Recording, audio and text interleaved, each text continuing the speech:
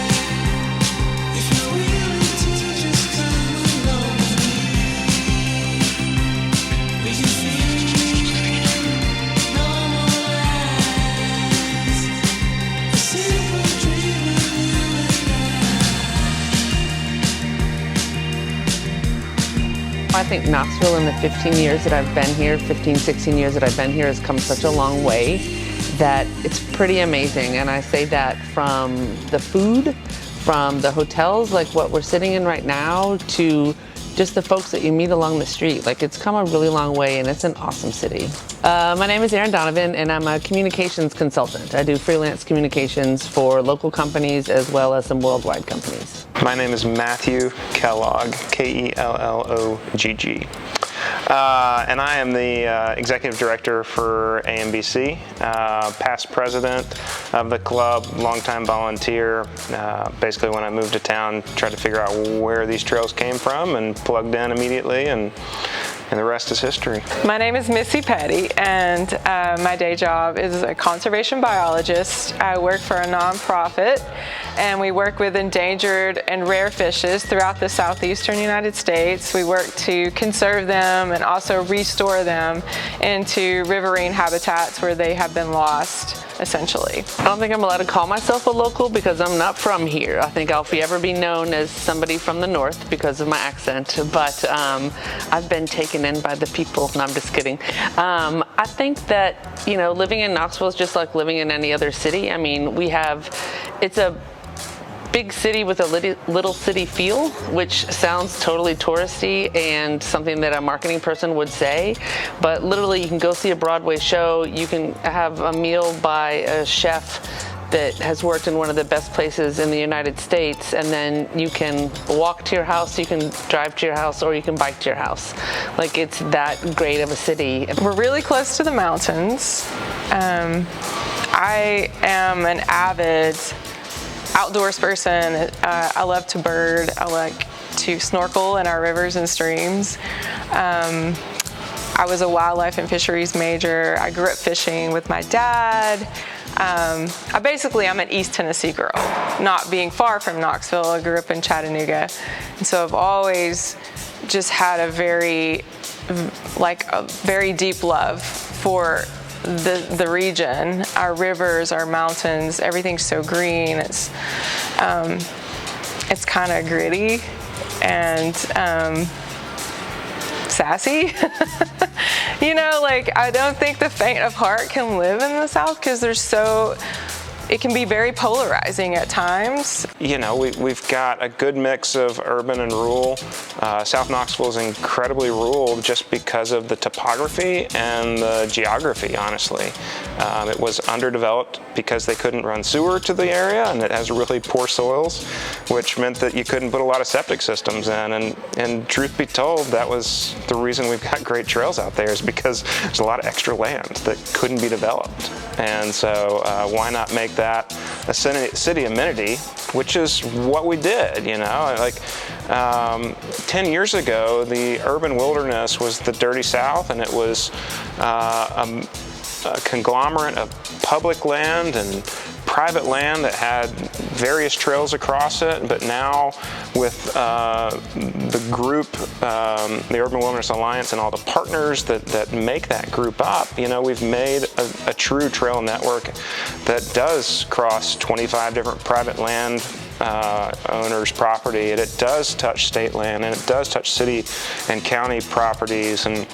And hell, this year, the club, we just bought 27 acres of land to add to the urban wilderness.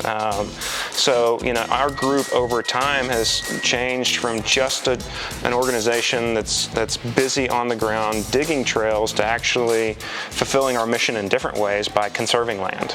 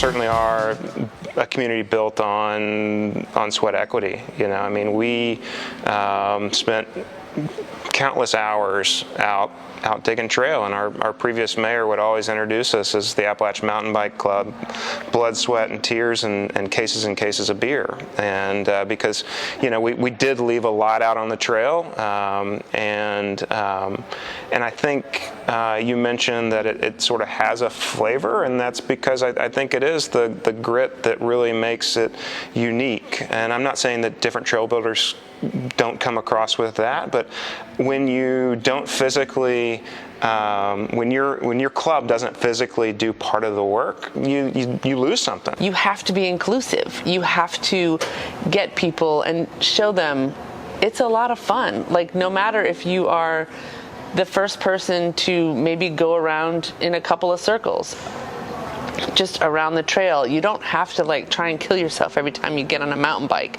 And there's so many different ways to do it. Like, yes, you can go out and build a trail. I'm not sure you want me building your trail, but I want to be there to support those folks that can do that. But I also want to show that there's outdoors for everybody. We have voices, and we use those voices, I think, you know, to make the community good for everyone, not just a select few.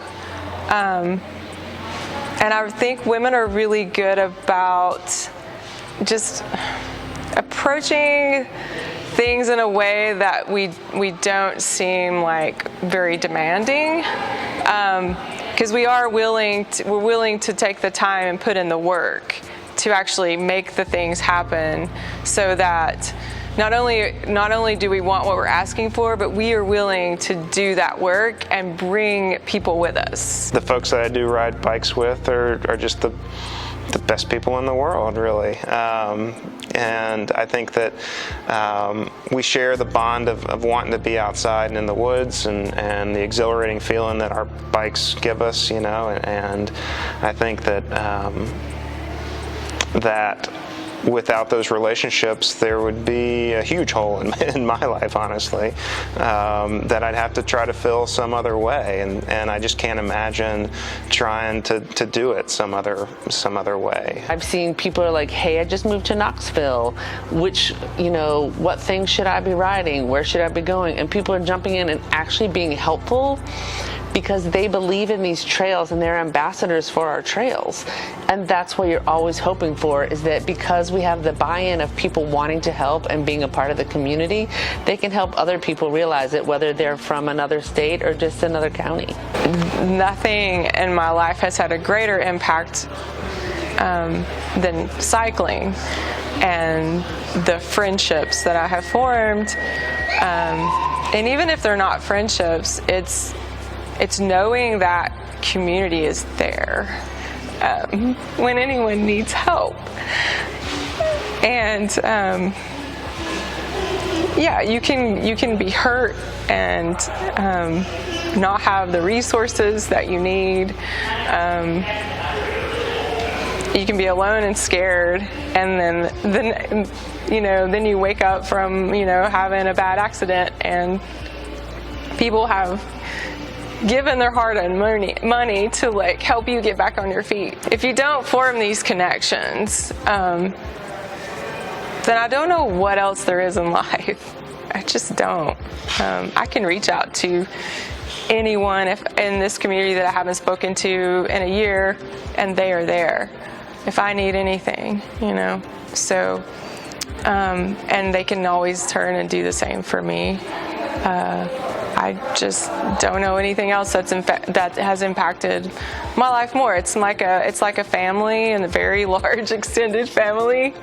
I had people calling me that I really didn't know that well at all, and it was overwhelming. And I have a lot of gratitude.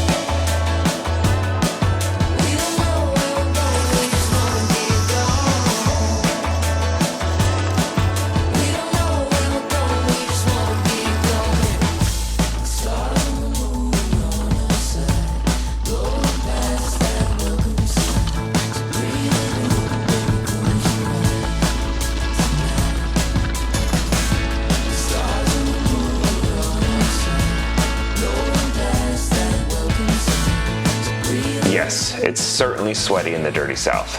The rocks, the roots, and your palms are often covered in it more often than not. But more importantly, it's sweat equity that makes this place shine. Knoxville, Tennessee is a prime example of the beauty that exists at the intersection of life and bicycles.